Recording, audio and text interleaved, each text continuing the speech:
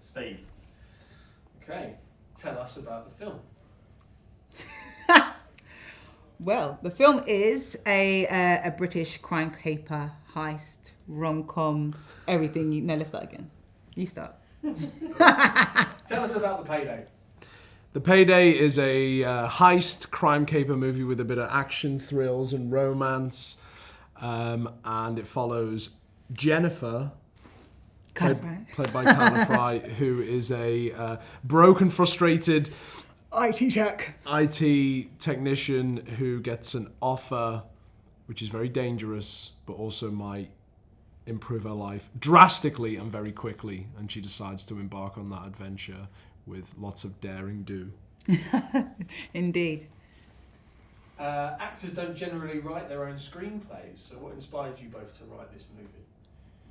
I mean, ultimately, we just wanted to play characters that we weren't necessarily going up for, in auditions and stuff.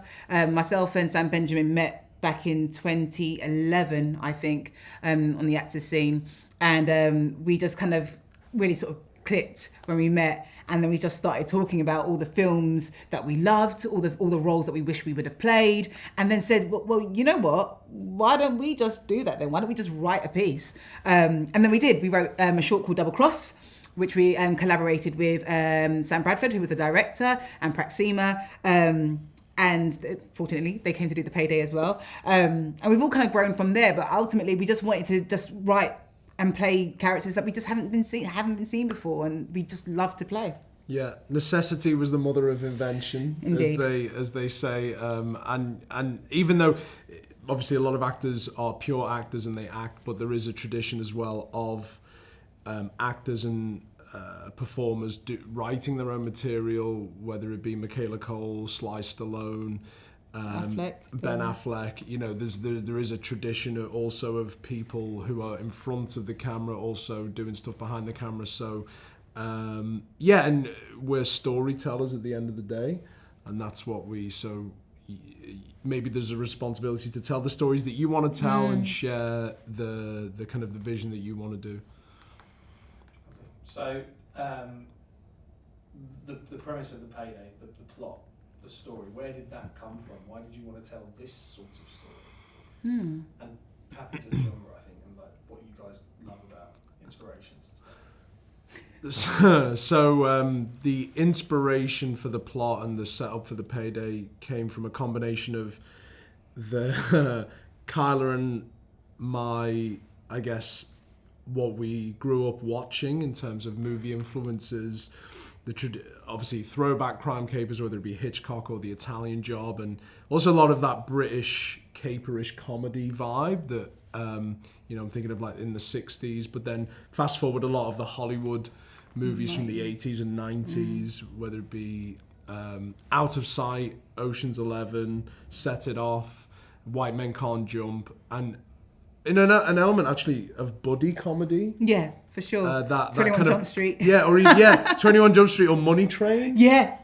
Just that combination of, or even Lethal Weapon. Oh God. But then once we had the characters that became initially extensions of us, and then they gathered their own life, and then we thought, how can these characters have an origin almost, and how would they come together and be forced together as opposites into a scenario where they're totally out of their depth. Yeah, I definitely feel that that The Payday in some ways is the origin story for a short that we all kind of collaborated on many moons ago called Double Cross, which you can see on Amazon. And that little 8-minute film is I think what birthed not just, you know, the working relationship between myself, Sam Benjamin, and Sam Bradford, but it just changed what we thought we were even capable of doing. And I think it also changed the way what other people expected of us to do as well. And so when The Payday came along, we were like, okay, I know people want to see more of the George and Jen characters, but who are they? Where did they come from? What propelled them to this point? And when everybody else when audiences first met them. So I think it was just about kind of, I guess, shedding a spotlight on real people, what real people would do if the moment came along where, you know, you were offered £5 million, you know, and would you do it? Would you do, what would you do for £5 million? And what stakes would be at, you know, what would you be risking for it? And I think a lot of people would do a lot more than they claim to if that sort of money was on the table. So yeah, it's a good laugh. Your characters' names are Jennifer and George. Is there a story behind that? No story at all. No story at all. Totally random choices. So when we were talking about all of our influences and what we grew up watching, and even some of our heroes in terms of performers and actors on screen, and we wanted to, we had a chat. I remember the word that I always come back to is steaminess, and how you know, it's that romance steaminess that many 90s movies captured, and particularly Out of Sight, which Steven Soderbergh's. Should I start that again? Oh, I'll start it again anyway. Characters' names are Jennifer and George. What's the story behind that? Is there a story? There may be a story. There may be. Well, the thing is, as we said, we loved. There were certain films that we loved and we gravitated to, and certain characters and certain actors and performers that we loved their work, or we enjoyed the essence and the energy that they brought to the screen. And one of the films was Out of Sight, starring George Clooney and Jennifer Lopez. Hence, George and Jen. So are we saying that they're named after George Clooney and Jennifer They are Lopez? inspired by, you know, George and Jennifer. They're very, you know, common names. Yeah. You know. And also there's something about the way that they're like, I grew up, I don't know about you, but I grew up like loving George Clooney on screen as like a cool, suave male actor to like look up to, and then whilst that was happening, it was like J-Lo. I knew him more as a singer, and it was like, but she does so many amazing rom-coms, and I think she has. And Made in Manhattan. Yeah, and I think for her, she often gets slated for her work, but her work ethic is second to none. She really is brilliant, and I was always. I think as a black woman, you're watching a woman of color in these sort of roles, in these sort of films, and like I could see myself playing those sorts of characters, but I would never see a black British woman playing those characters because we were never going up for those. The stereotypes and the casting options that were available to people like myself just weren't there. And so the fact that you can be inspired, but you're also in a position to write your own material, and to do so with someone so brilliant like Sam Benjamin, it was just like, yeah, of course we should honor our inspirations, but we should also own it as well, and just run with it, which is what we did. And for the record, I definitely did not have a poster of Jennifer Lopez on my wall when I was. He has a poster of me instead. Talk a little bit about Simon Callow. How did you get to cast him, and what was it like working with him? So Simon Callow, I'll first of all say that Kyla and I, one of our original things we bonded over was Jim Carrey and Jim Carrey movies when he was, it is height of, I guess, I don't know, height of fame or height of just explosion arrival in the 90s with The Mask and Ace Ventura. So we both knew Simon from Ace Ventura When Nature Calls, one of the greatest comedies of all time. And but the way it came about was Sam Bradford, who was going to be directing the film. We had the script going, and we had this villainous character, and we wanted a real contrast to our energies, and we were thinking, and also someone that has gravitas and someone who's got the experience and has lots of like British meaty projects under their belt, I guess. And then we were thinking about different people, and then Sam Bradford, the director, had recently worked with him on a commercial, and they got talking, and Sam Bradford slipped the script to him, slid it across, slid into his DMs with a script, and he really, what did he say? He said, this is really sassy. And then, so Sam Bradford took that as a positive, and then they started talking, and eventually we managed to make it work, that he was going to play the character. And it was an honour. It was a true honour to play opposite someone who is a screen icon, a British acting legend. And he's a sweetheart. He really is, despite what you see of him in the film. But he's so sweet, and he was so generous and so supportive. And it was just really nice because, like, sometimes when you're opposite someone who has got such prestige and such, you know, like in the industry as well, and you know, oh my gosh, you know, they're a proper legacy actor and everything else, you can be quite intimidated by that. But it was really wonderful, kind of going head to head, actor to actor, and just giving it. And he gave it all, and I loved it, and I thrived off of it, and I feel so sort of like kind of privileged and honoured to have those moments with him, to share that moment with him. And he's amazing, and I'm really, really grateful. There's also a really good moment where he pulled me aside with the script, and I was like, here we go. And he got the script laid out, and he'd done so much. You could tell he'd thought so much about every single word and syllable and the rhythm and the timing. And he basically, I was thinking, he's gonna rip it apart. And then I can't remember what it was, but there was just, on each day that he was on, there was always one phrase or one line that he said, now, what if I said this? And it might have been the move of a comma or the slight change of you know, verbiage in there, and then he laid it out, and I was like, yeah.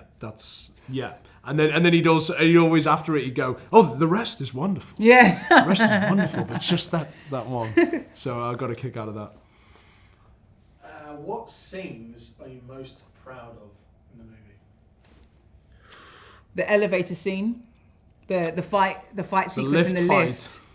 That I think for me personally, I think it was the first time that I felt like a badass action chick. Do you know what I mean? I think that there's so much happening in and around that sequence, and it's so awesome. It makes you think of there's a scene in Captain America where they're fighting in the lift, and I'm just like, oh my gosh, I'm like a badass superhero. But obviously when you see the film, you realise that Jennifer's not quite that, but she gives as good as she gets. And there's a moment where you rip my wig off, and I tell him about himself, because you never touch a black woman's hair ever, don't you dare. And it's like very true. And it's such a moment. We had so much fun with it, but also we had a great stunt coordinator, Anna, who allowed us to kind of navigate that whole scene really safely, but also make sure that the action wasn't lost, and that kind of excitement and that thrill when you're watching it wasn't lost. And it was I got to kick his ass, and it was great. I loved it. Great.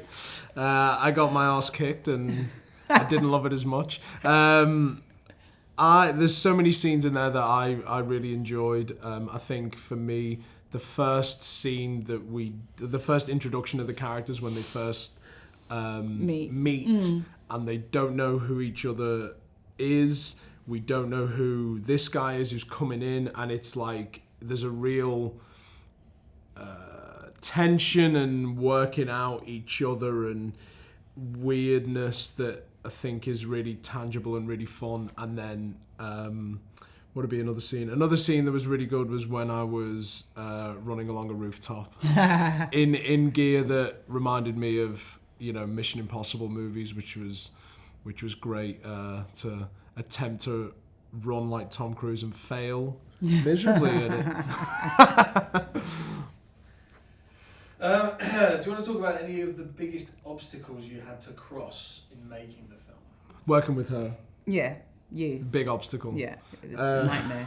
God. Really, we didn't get on. Sam Bradford had to wrangle us a lot, and we had to be kept in separate trailers. Yeah. So we're very much putting on a united front for this interview. It's all fake. It's all fakery. The obstacles for me for the film was all the. There's a lot of obstacles in getting it made. I don't know whether people know about how films are made, but we wanted to make this film, and it's an independent production, and so the big obstacle was trying to get support and the resources together to get it done.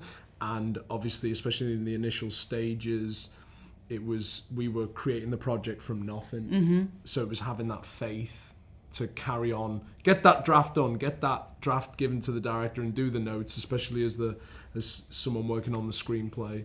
And then, there was just loads of obstacles on every... COVID. every turn. COVID and the nerves of turning up on set and going, oh, if I test positive, we're not shooting it today. Or for 2 weeks. Or for 2 weeks. So there was high stakes at every. It felt like there was high stakes at every level of this film, which is reflective of the plot in a way. Yeah, for sure. I mean, for me personally, there's definitely an element of love and loss, because when we first started, the first shoot day we had was the first day that I ever left my children. I'm a mother of 2, and my youngest had just turned 1, and I hadn't left her before. I hadn't gone to work. I hadn't gone back to work by this point. So it was the first time I'm leaving her for a whole day. And that was a very sort of surreal moment. But for me, it was more of a case of like, you know, but my husband was also saying, but Kai, you're an actor. You were an actor before, you know, you were a mum, you're an actor first and foremost. And, you know, you're collaborating with, you know, writing, you're, you know, co-producing and everything else. Own it, Kai. He gave you the speech? Yeah, he gave me the speech. But it was like, you know, like your daughters will look up to you one day and they will realise just how important this moment was. And yeah, Kai, remember who you are. And I think that was a huge sort of like kind of challenge, just kind of letting go of me being mum and stepping into me as Kyla Frye, stepping into the character of Jennifer. But also, you know, we had to navigate loss as well. As we said, we shot during COVID. I lost my grandfather in the middle of the shoot. So there's this it's kind of really strange, because even when watching it back, I remember the person I was when shooting certain scenes before he passed, and then I'm looking at it and I'm seeing who I was afterwards, and there's a whole shift in my whole being. I can see there's certain scenes between myself and Sam Benjamin where we end up being quite vulnerable with one another, and that was literally days after finding out my grandfather's passing. And it's kind of really strange trying to kind of grieve and mourn during that process and still going back to work. But I think what was really great for me personally was the fact that I was able to work with such an incredible team. You know, like, you know, Sam Bradford, director, the Praxima production, you know, I've got Sam Benjamin here. And as a team, as a unit, we worked so well together, and I was really taken care of, really supported. And it really means that you can look forward to going to work. You can enjoy the process, and you know that whatever happens, we've got you, we've got each other. And I think you see that throughout the whole film. Where can we watch The Payday? You can watch The Payday on Amazon, Apple TV, and Sky Store. It's available to rent or buy, as well as several other digital platforms where you might want to get your VOD fix. And yeah, we hope you enjoy it. And what about the States? Is it in the States? It is. It's stateside. It was released on the 11th of November, so it's already out there. You can already, as you said, it on Apple TV, Google Play, Amazon, and the like. And if you go to paydaymovie.com, it's got all of the links to follow whichever territory you're in and whichever platform you want to view it on. Whatever tickles your fancy. Yep. What's your flavour? Tell me what's your That's it. Right, lovely stuff. Right.